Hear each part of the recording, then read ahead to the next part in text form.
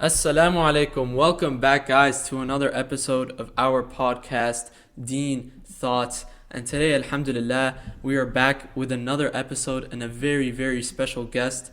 After much persuasion, alhamdulillah, we were able to get him on. MashaAllah, brother, qari Sheikh Ahmed Qattani. Would you like to say hello? أهلا وسهلا أهلا وسهلا السلام عليكم ورحمة الله وبركاته. Wa alaikum assalam. MashaAllah, guys, we're so excited to have him on today, and we really hope this could be a beneficial episode for all of us today, and we can all, inshallah, benefit from your knowledge. So for those who don't know, Brother Ahmed Qattani is, mashallah, he's a qari. He goes around the world reciting his, mashallah, very beautiful voice. So I'm thinking just to start off, we can hear a little bit of your beautiful voice and whatever you would like to read for us, inshallah. إن شاء الله تعالى بسم الله. أعوذ بالله من الشيطان الرجيم. لو أنزلنا هذا القرآن على جبل لرأيته خاشعا متصدعا من خشية الله وتلك الأمثال نضربها للناس لعلهم يتفكرون. هو الله الذي لا إله إلا هو عالم الغيب والشهادة هو الرحمن الرحيم. هو الله الذي لا إله إلا هو الملك القدوس السلام المؤمن المهيمن العزيز الجبار المتكبر. سبحان الله عما يشركون. هو الله الخالق البارئ المصور له الأسماء الحسنى يسبح له ما في السماوات والأرض وهو العزيز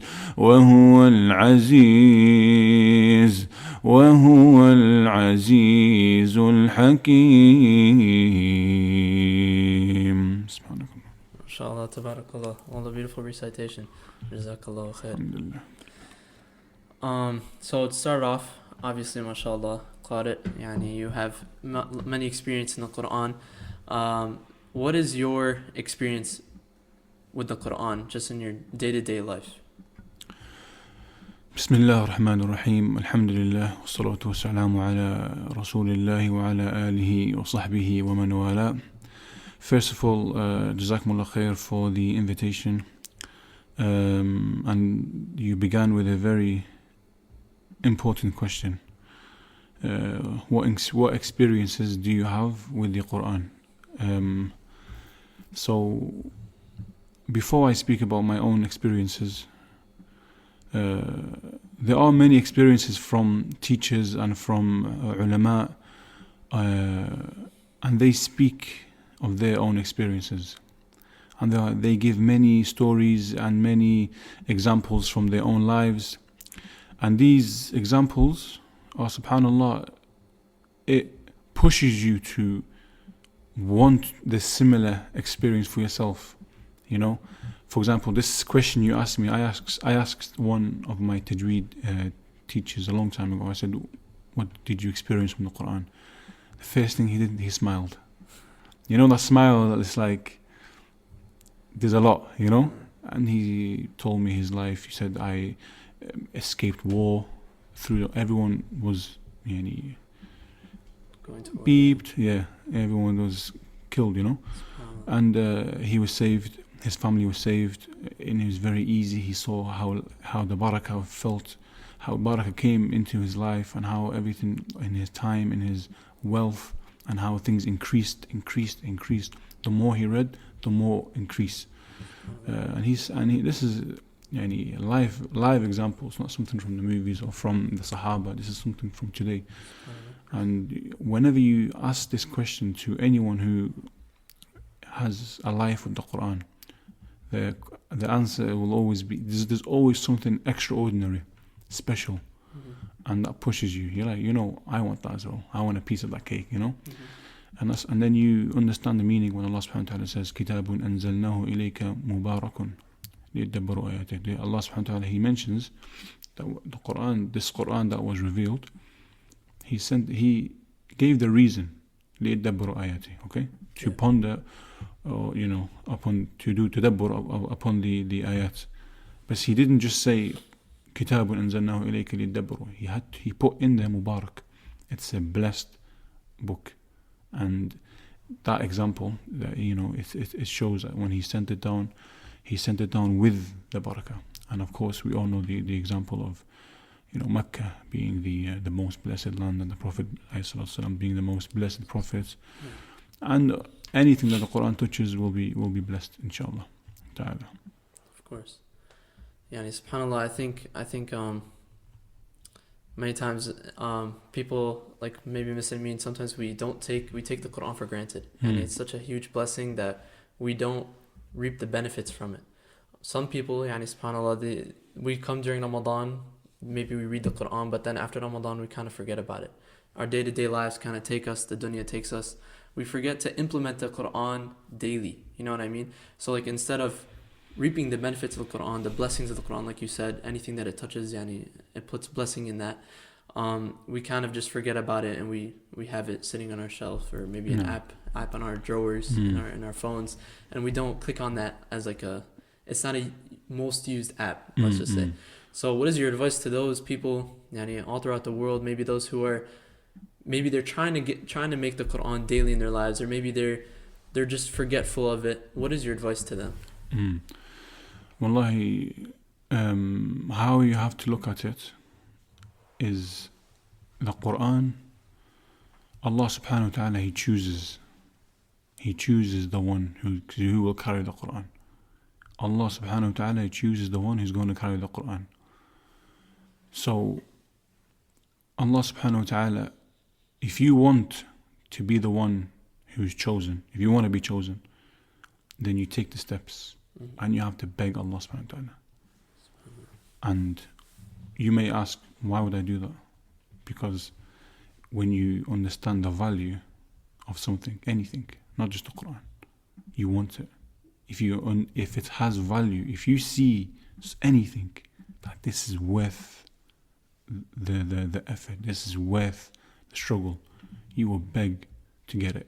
And this is the book of Allah subhanahu wa ta'ala. If you want it, you want its value, you see the value, you want it, you're going to beg for it every single day, every single sujood, even if it's, one dua, Ya Allah, make me from the people of Ahl Quran. I want the Quran. I want the Quran. But dua has to come with action. So number one is to understand the value. Yeah. And then you have to ask Allah. You have to ask Him, because it's a privilege. The Quran is a privilege, and it's not given to anyone. Right. Allah subhanahu wa ta'ala chooses, and He looks down on His servants. He sees someone trying, even if he's not Arabic speaking. He could be, English revert. Yeah. Someone who has a history of sins, for example. Someone who's not really into the Deen. But this individual, he heard something, he watched something, he says, I want this. I'm going to try, I'm going to beg Allah every day. And I'm going to open the book, and I'm going to try, and I'm going to struggle, go to the lessons, do whatever, listen. That individual, Allah subhanahu wa ta'ala will inshallah give. But the same way Allah gives, He could take it away. And if Allah gives, He will inshallah elevate that individual. He will honor that individual. And anywhere that individual will be, as long as he sticks with the Quran, he will be honored wherever he is. Because if he enters into the realm of Ahl Quran, the people of Allah, the selected individuals, that's an honor in itself. It's a top class, Like you want to be a part of these people. Yeah. And I feel like we need to strive, like we need to always look forward, striving to be of these people. Like sometimes, you know, in this dunya, there's like some, maybe you get like the blue check mark on the Instagram. You know what I mean? Like people always, maybe they want the fame. But really the fame with Allah subhanahu wa ta'ala is it's different, because really we're supposed to be striving to be loved by Allah subhanahu wa ta'ala rather than loved by the bashar, like the people around us. It's more important that Allah subhanahu wa ta'ala loves us, because when Allah loves us, then, you know, what are we missing when Allah loves us? And I feel like you also mentioned, like, Allah subhanahu wa ta'ala, if He gives you the Quran, He can also take it away. So one thing that really made me kind of think about is that, subhanAllah, we're supposed to always thank Allah for our blessings, you know, say alhamdulillah for everything Allah subhanahu wa ta'ala has given us. And so that also goes hand in hand with the Quran. So maybe some of us, like, we've been given the opportunity to read or memorize, or so we shouldn't take that for granted, and we should always thank Allah subhanahu wa ta'ala for what we have. So what are your thoughts on, like, thanking Allah for our blessings, not only from the Quran, but just in like a general standpoint? No. I mean, as well as thanking Allah subhanahu wa ta'ala, it's also important. This is something that a trap that many people fall into. And that is, okay, they may thank Allah, but the trap is they look down on other people.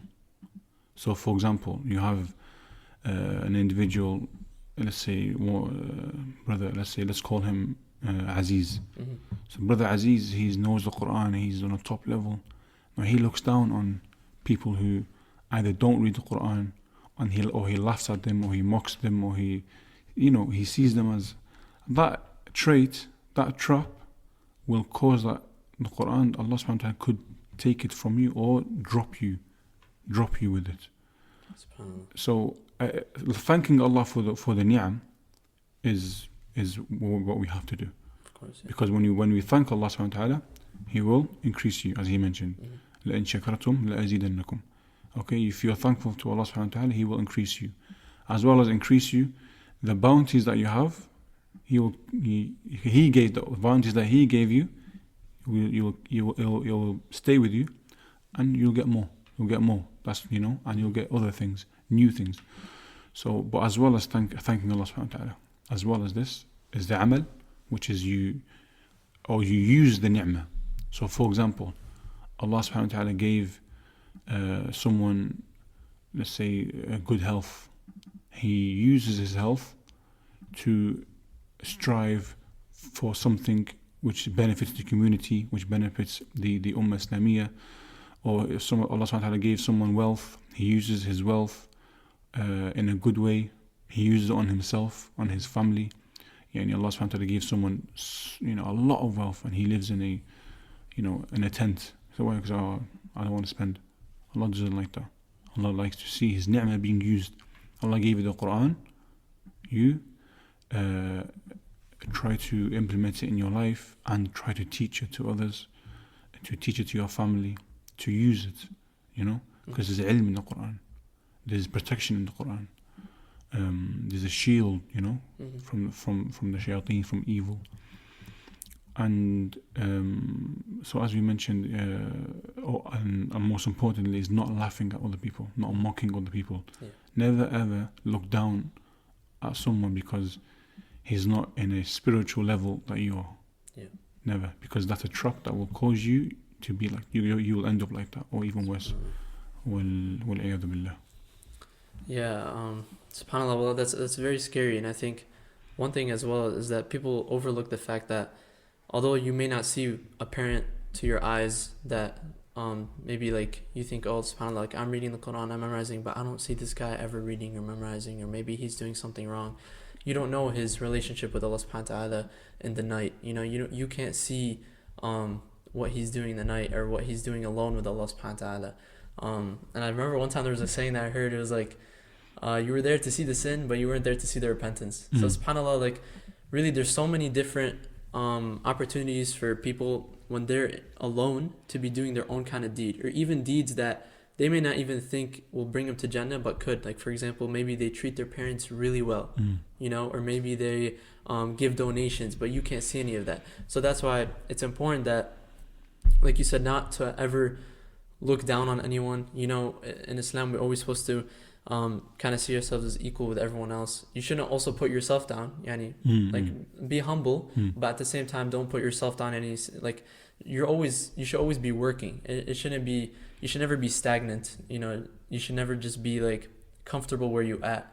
You should always be working to get better. Even if you're, mashallah, the best qari in the world, the best whatever, maybe you can always get better and better, because that's what Allah subhanahu wa ta'ala loves to see. And another thing you reminded me of is, I remember there was this hadith you said, like, when we have the blessings, we need to share the blessings with everyone else. And I remember one time I heard this hadith where there's a village, subhanAllah, and it was the village were all filled with non-believers. But there was, subhanAllah, one believer, one person making dua, and he was a righteous man. So Allah subhanahu wa ta'ala told the angels, and obviously I don't have the hadith in front of me, so I'm kind of just like, kama qala Rasulullah sallallahu alaihi wasallam. But basically, along the lines where Allah subhanahu wa ta'ala told the angels to go and punish these people. But the angels said, Ya Allah, you have a servant in there who is constantly making dua, who's constantly worshipping you, Ya Allah, and he's righteous. And he will tell them, start with him. And it's a scary hadith, because the reason Allah subhanahu wa ta'ala said start with him is because he did not share his blessings that he was given.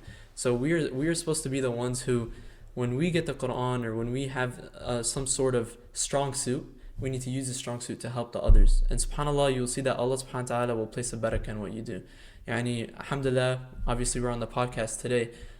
If you asked me 2 years ago, 3 years ago, if you told me, oh, you're going to have a podcast in 3 years, I would tell you, what are you talking about? So subhanAllah, you need to try with whatever you can to spread your blessings to Allah subhanahu wa ta'ala, because to the people around you that Allah subhanahu wa ta'ala has given you, because inshallah you will get rewarded for that, and this is what Allah loves to see. Everything say? So mashallah. Mashallah. Okay. Moving on, I'll say we'll continue our topic with the Quran. And I want to ask you that, subhanAllah, many people, they attempt the Quran, they try so much to maybe read it or memorize it, but they have a lot of struggle. Maybe they get discouraged because they're not fluent reading in Arabic, or maybe they can't read Arabic at all. So what is your advice to those people who they struggle reading the Quran or memorizing, and they're trying their hardest, but it's tough for them? What's your advice to them? No one is born with the Quran. Everyone has to struggle. Everyone's on the same path as everyone else. Some a little bit more than others, especially when they're a bit older. They don't have the language. But the struggle, everyone has to go through it. But what you have to remember is, the one who stutters, he struggles with the Quran, they'll get double the reward. Double the reward. What's the reward as a normal individual? Is every letter 10 rewards. Every letter 10 rewards. So Alif Lam Mim is 3 letters, you get 30 rewards, and Allah subhanahu wa ta'ala could increase it up to whatever He wants. So that's the minimum. So double that, So like I said, it goes back to the value. If you really want to learn a skill that can earn you high income, you're like, I know this is difficult. This for me is a foreign language. But I want it, I need it. It's good for me. I can see it. I can see the potential. I can see where's the life I'm going to get from it. I can see the struggle is it's a bit easier, It's a sweet bitter. And the Quran is the same thing. If you see the value, you want. If someone forces you, you will never do it. It has to be intrinsic. So that intrinsic motivation, if you want it, you'll go through the steps. But of course, things that help is having a teacher, being in a group who are doing that which you do, and going to a class, even if it's once a week. But also, very, very important is to do a lot of listening. Because how many people, they learn things, even if it's just a sentence that's not in their language, because they've heard it so many times. Or if you live in a community or an environment where you're around people who are not from your country, you will learn words and sentences from their language because you hear it so many times. Yeah. Same with the Quran. You hear Surah Al-Fatiha so many times. Why everyone knows Surah Al-Fatiha? Because you hear it so many times. You read it so many times. Right. That repetition is important. So you listen to Qul Huwallahu Ahad over every day for a week. You learn it. Of course. And then the next one, and then the next one, and then you'll see a pattern. Your brain is designed to memorize, but we just don't practice, or it's not trained to memorize. So just because you're 40 or 45 doesn't mean it's too late. You can still train your brain to memorize. Slowly, it will pick up, you know. But listening is a powerful tool that people underlook. Because the way the Quran was transmitted was by listening. Yeah. Allah subhanahu wa ta'ala told to Jibreel heard it, told it to Muhammad alayhi salatu wasalam, he heard it, he told the Sahaba, they listened. So mouth to ear. Yeah. So if you're listening to, let's say even if you've got headphones, you're listening, that's from the qari's mouth to your ear. You do that constantly, every day. You're driving, you're walking, you dedicate a time to it, which is something maybe we'll touch on later. You dedicate a time to it, then that time becomes you're listening, inshallah ta'ala. Yeah. I think listening, subhanAllah, it can really change your perspective on the Quran as well.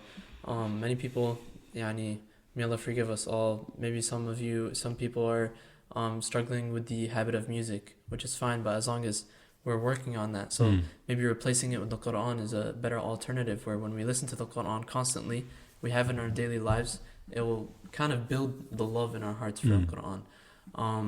What do you think other ways that, subhanAllah, we can build our love for the Quran other than just listening to it and maybe reading it? Yeah, it's being in the environment. The environment of Iman. The environment where everyone around you is like doing something amazing, astonishing, you know, whether it's learning hadith or usually these places are in the masajid. Right. You know, if you join that environment, you're gonna feel a certain way, like I want this, you know. Feel left out, kind of. Or you do feel left out. You could feel left out, you know, or you feel like, you know, this is really good. I want to be that guy, you know. I want to be the guy that can just walk around the whole masjid reciting juz after juz, no problem. I want to be that guy, you know. Yeah. So, but if you're not in that environment, I doubt it would cross your mind. You know, have you ever been to Masjid Nabawi?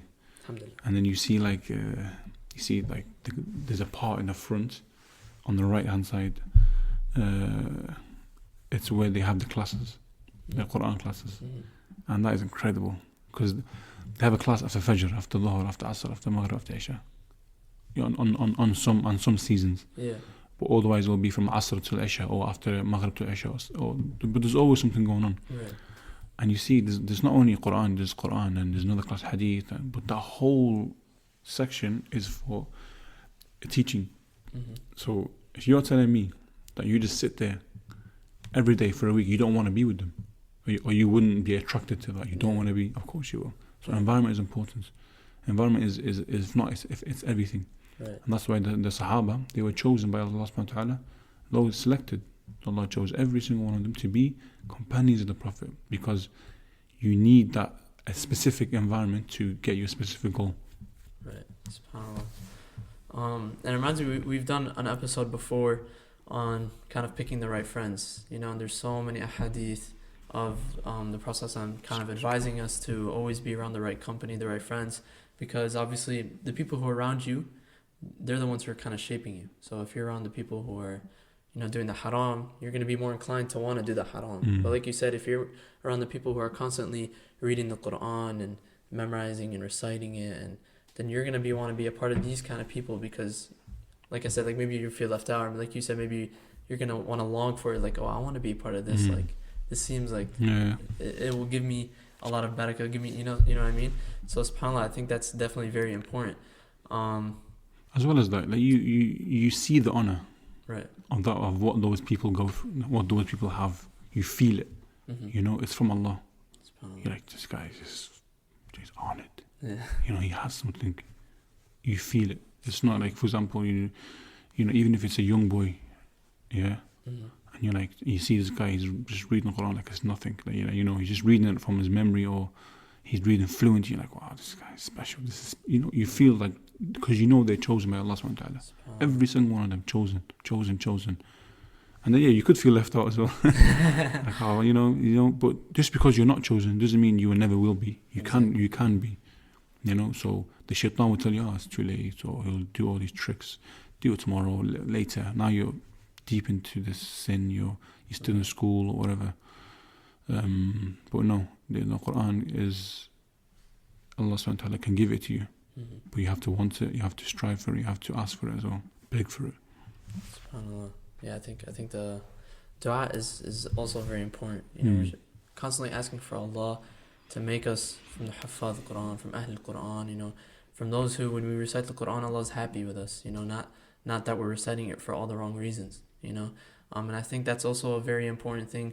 In our last episode, we talked about ikhlas, how can we make our intentions solely for Allah subhanahu wa ta'ala, and it's something that we all struggle with, let's be honest. It's not something that you're gonna master. Ikhlas isn't something you just be like, I mastered ikhlas. Like, no, not at all.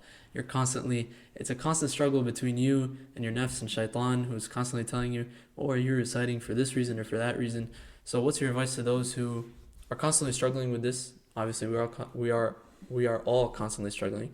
But what is your advice for ikhlas? Just keep going. Just ignore your nafs. Because I asked this question to a sheikh. This was regarding Taraweeh. I said, I don't really want to do it because I fear of riya and all of these things, people praising you. He said it's so simple. Just do it. Don't worry about it. Like, as if it's nothing. Yeah. What he meant, I don't think he meant it as ikhlas is nothing. Right. But these thoughts, ignore it. You continue and renew intention is everything. If your amal is not for the sake of Allah, you might as well ban your good deeds, because you will not see it in Yawm al-Qiyamah. Yeah, right. It's not going to be there. Ikhlas is everything, and if your niyyah is for the sake of Allah and you don't do it, you still get reward. So with niyyah, with intention, like you said, it is a battle. It's a daily battle. It's every time. Even if you're just doing sujood and you're in the mosque, but you're praying sunnah, right. You think, I just want to make some dua. You're like, people are going to think, check this guy showing off. Yeah. That you continue. Right. Don't let that affect you, because some ulama, they say that can be considered shirk as well. Why is it like a minor shirk? Because you're worrying what people might say. I don't want to do sujood because he's going to say I'm doing it to show off. Look at this guy showing off. No, right. You continue. Your sujood is for Allah. If I want to make dua, I'm going to make dua. Right. Like what? Say something. If I want to read my Quran in the middle of the masjid, and I'm not reading aloud to affect anyone, I'm reading just enough for myself. I'm not bothering anyone, because that's not allowed. Of course, yeah. People that read Quran loud too, and then they're bothering people, or they play Quran on their phones at night time, and it bothers the whole house. That's not right. Yeah. So you shouldn't harm people with the Quran. You shouldn't, I saw a few videos of people, they read the Quran in public, like in a public space. Yeah, I've seen those before. Yeah. And people are like, I don't want to listen to that. Yeah. It's not right. You shouldn't. It's in the UK, huh? It was in the UK. Black guys as well. I'm not calling anyone out, but of course, yeah. It's not right. It's not right. Like, yes, the action is beautiful, but you shouldn't harm people, man. You should right. Because don't harm people from the Quran with the Quran. SubhanAllah. Yeah, no, I think definitely I agree with you. There was something you mentioned, I was gonna comment on it.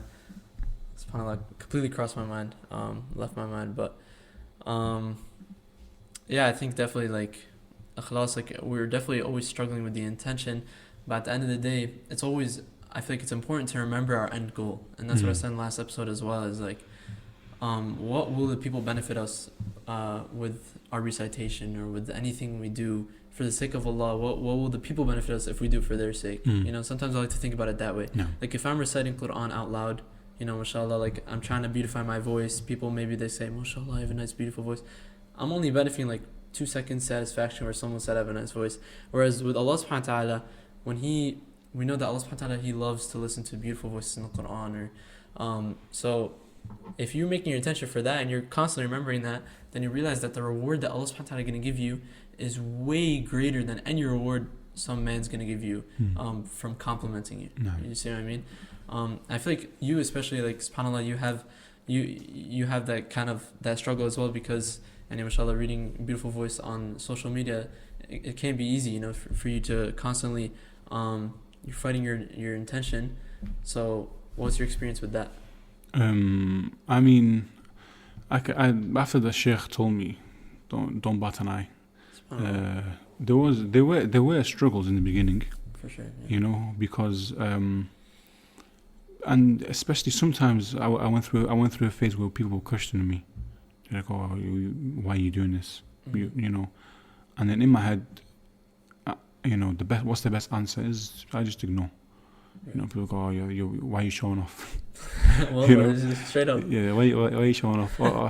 Or somebody said once, oh, all right, bro, I know you can read, but okay, I can see. You know, so but that like if I listen to that, that's gonna put me down. Right. I'm gonna stop my work and say, oh yeah. But I remember once when I was younger, I wasn't that young, maybe 13, 14, in Liverpool, and I remember I did. Sometimes I would do the adhan in our local mashallah was quite big. So when I did it the first time, you know, a lot of people were impressed, but there were also a lot of people who were like, they didn't like it. You know, the style. No, they didn't like. I don't know. They just didn't like me doing the adhan. I don't know what reason. Maybe I'm young. There's something they didn't like. Right. For Allah. So they were saying to me, "Oh, stop doing it. You shouldn't do it. You're not qualified." All excuses. You're not qualified. You're too young. You don't have a beard. You know. I was like, "Come on, I've got a mustache, man." You know. So they were saying a lot of things. Like, for example, when sometimes they would see me, I said the mu'adhin, he was all right. So sometimes he'd see me, he'd be like, come do the adhan. Yeah. So when I'd go, one of them was like, no, I'm doing the adhan, just because he's seen me go up. So imagine being like 13 or 14, and you see old men like in their 40s, 50s, right, or older men, shall we say. I don't want to insult anyone. You know, people are like, oh, what do you mean 50, I'm so young, man. You know what I mean? And an older person is, you know, similar age to your father, or, you know, you're like, and they're saying that to you and you're young, it breaks you, you know? For sure. Or it breaks something. And there's a lot more examples like that. But this started very, very early on, and I went home to my mum, and I said to her, I don't want to do it anymore. Khalas. She's like, why? She's like, every time I do it, I was like, every time I do it, he's complaining, he's saying this, he's saying this. She goes, are you doing it for him or are you doing it for Allah? And I was like, like something, you know, like that bulb lit up. I was like, so from that day, anyone say anything. I'm not doing it for you. I'm not doing it for your dad. I'm not doing it for anyone. I don't care about you. I'm not doing it for you. Wala anta wala abuk. I don't care. Right. I'm doing it for Allah subhanahu wa ta'ala. So then I say, I know why I'm doing it. Yeah. You know. So it is like, same on social media. People say things. Right. They question you. They don't even know you. You know, they don't know anything about you. They don't know what you go through. You're showing off. Jazakallah khair. You're doing barakallah feek. May Allah bless you, man. You know what I mean? It's just ignore it. Ignore.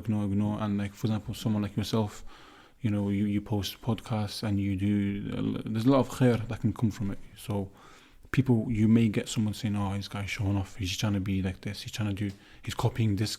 And these comments, these negative comments, it can get to you. You know, so you have to learn to avoid them and not listen to them, and just, you know, thumbs up all the time. Yes. Sometimes you have to be yes man. You're so bad. Yes, I am. Thank you very much. You're showing off. Thank you very much. I'm thank you. You know, kisses. blow him some kisses. Yeah. Wallah, that's great. Wallah. Yani, to constantly remember that we're doing it for Allah. Sometimes we get caught up in the dunya, in the people's comments. It's important to just ignore them sometimes and just focus on the end goal. Any negative comment. I'm sure I'm 100% certain there's psychological studies being done about negative comments and taking them in. Don't take them in. You have to protect yourself. Yourself is the most important self. You have to protect it from more than anyone. Because if you protect yourself, can protect others. Yeah. You know, if you're down, for example, you can't help anyone. If you're I don't want to do this thing anymore. Khalas. You're mentally drained. And this is another thing, mentally drained. When you do things for people, you will eventually be drained because you can't keep up with them. For example, someone says, "Oh, bro, I want a podcast. Every 5 minutes, I want you to drop a new podcast." You're like, yes, I'm gonna try and do it. You're gonna be drained, right? Because it's like and then next minute's like, "Oh, bro, I want you to do like a 10-hour podcast in one day." Yes, I'm gonna do it. You're doing it for the people. You are gonna be drained. Obviously, these are extreme examples. Right. Even if it's small things, someone says, "Oh, can you do it once a week for me?" Okay, you will be drained. But if you do it for Allah, even if you do become drained, there's a sweetness to it. Right. Because, for example, learning Quran, it's not easy. It's not. I'm not trying to put anyone off. It's not mean. It can be draining sometimes. You're gonna get tired. You're gonna be shattered. But same with the gym. People that go to the gym, or people that run, or people that do any sort of fitness, you're gonna struggle. If you ask any athlete, anyone, has it ever become easy? They're gonna say no. It's easier, but I push through it. And the sweetness is when you push, and that's how they get the gains, Yeah. That's how they get strong, that's how they become fit. They struggle through it. And saying likewise, in the spiritual world, there's also like an endurance, You're going to get tired in the beginning. You do that a bit more. You're going to get stronger at doing that dhikr or that Quran or that whatever it is. It's the same system, same concept, So train. It's a training, right? But like a spiritual training. SubhanAllah. I think also when we look at the Prophet ﷺ, his life, when he was giving da'wah, obviously he had so many people who were against him, and there was a time obviously where he was getting so much hate and backlash for him spreading the da'wah, but at that point he didn't stop. He kept going. He went through it. Why? Because he knew the end goal. He's doing it for Allah subhanahu wa ta'ala. He's not doing it for the people. No. He doesn't care about the people's opinions. He only cares about what Allah subhanahu wa ta'ala is saying about him, and he's happy that Allah subhanahu wa ta'ala is happy with him. No. And it's not easy, the way he went through, because you have to look, if you take a step back, okay, we can say all these things, he didn't stop, but if you look at it from like a mental health point of view, who he was before Islam, he was the most loved man. Right, yeah. Not just that he was a Sadiq al-Amin, but people respected him, they loved him, everyone. Imagine that feeling that anywhere you go, you're loved, like people are trusting you with amanat, like wealth and you going from that to be spat on and throwing things and insult, it hurts your ego, or it hurts to be from the most loved to the most hated. And it's not something that you did, it's something that Allah gave you that people now hating on to the extreme. It's character building, can we say, or he had to go through that to become the Prophet ﷺ, the one that we know in Medina. He had to go through all that character building, all those struggles. He had to go through it. It's part of the journey. It's not. It wasn't accidental. Allah could have made everything, just took him out of Mecca, put him in Medina, but he had to go through that. SubhanAllah. Yeah, it's definitely a motivation for us as well. It shows us like Prophet ﷺ, like obviously he went through the most tough times, and none of us will ever go through what he went through, but it motivates us because when you learn about him, you kind of try to put yourself like perspective wise, like try to see like what he actually went through. It was crazy, like the things that people did to him. The story, if you see some of the hadith of what like the kuffar that they did to him, some of the craziest things, like things you would never imagine. But we go through like something small, sometimes we get upset. So it's important that we remember the Prophet ﷺ, we strive to be like him, and we keep going as well. Another thing that I think that kind of reminded me of, which is like obviously many of us, we live in lands where we're surrounded by non-Muslimin, whether that be the UK, the US, wherever it might be. So what is your advice to those people who we're surrounded, like maybe we're in school, we're in college, university, maybe in high school, wherever age we are at, and maybe we're not surrounded by the best people? What's your advice for them to keep going, to strive on? Yeah, wallahi, this is a difficult question because, the fitna is so strong. It's difficult, and a lot of people are struggling. They try to pray, for example, they can't. They want to stop drinking, but they can't. They want to stop, doing zina, but they can't. It's just everywhere you go. It reminds you of something. It's difficult. So, wallahi, this may sound very vague, but you fear Allah as much as you can. You just do your best. And take small steps in the right direction. Don't jump. Don't go deep.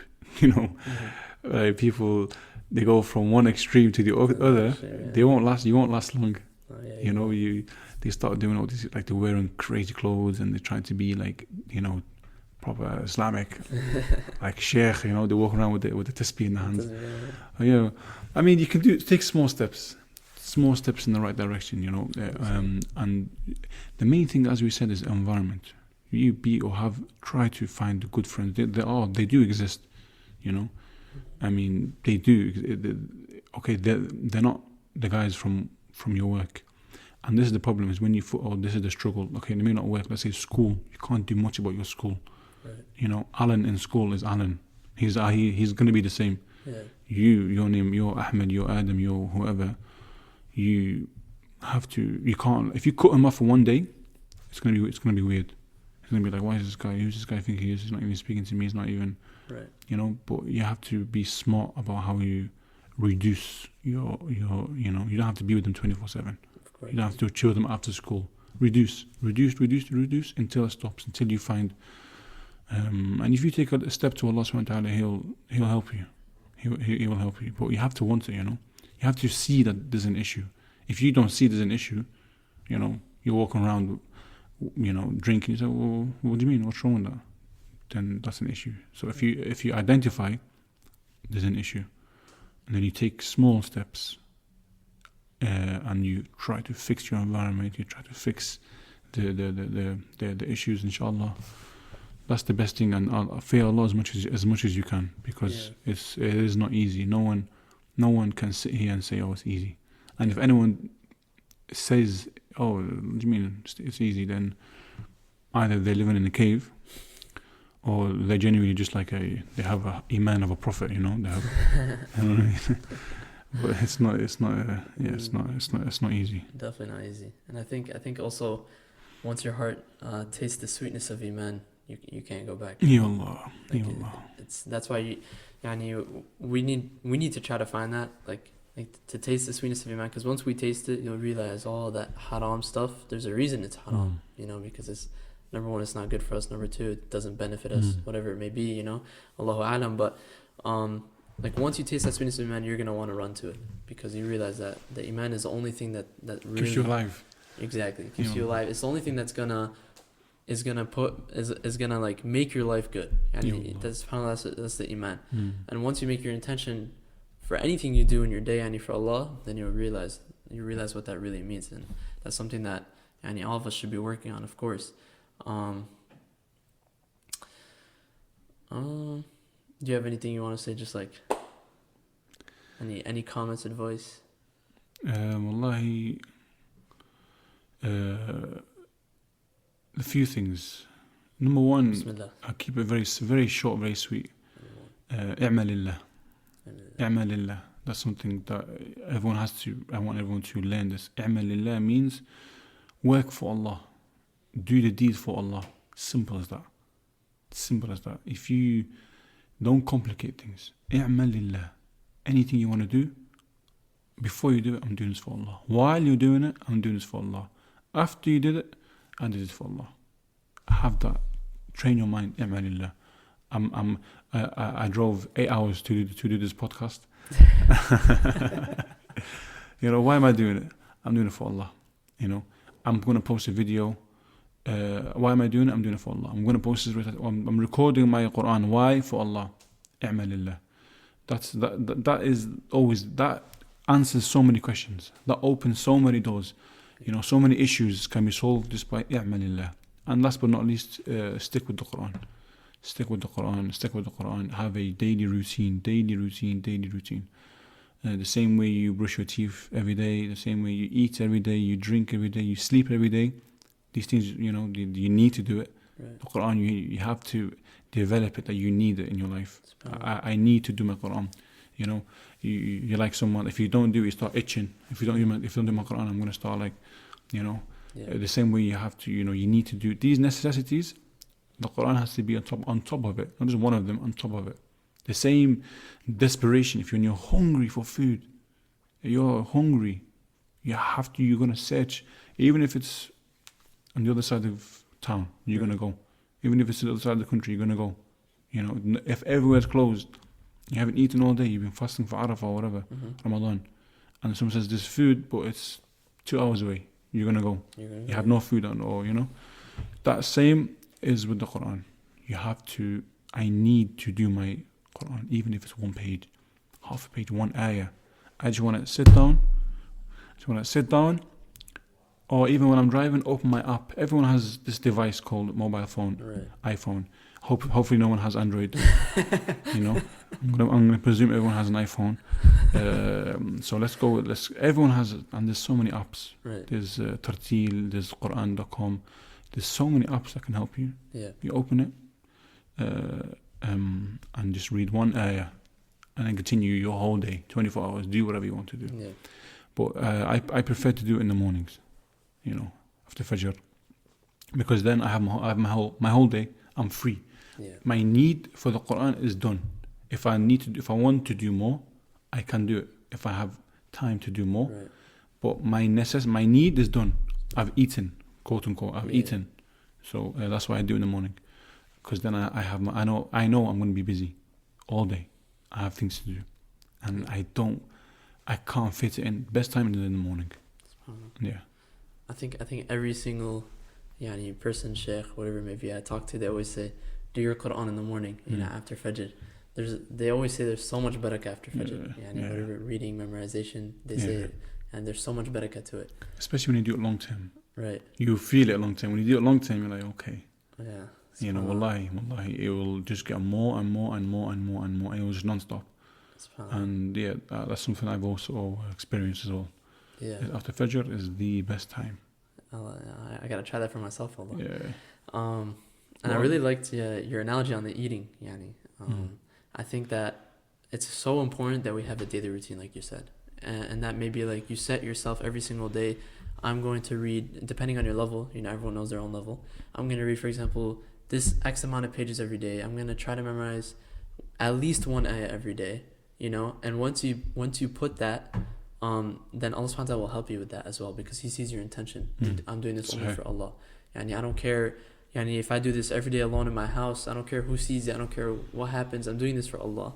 And it's also, like you said, to prioritize that you're doing what you do for Allah subhanahu wa ta'ala. So to prioritize the Quran over other things. Some people, maybe they wake up to play video games, or I don't know, everyone has their kind of different schedules. So I think it's important that we prioritize our Quran lives before anything else, because we have so much time. Many of us, we have so much time.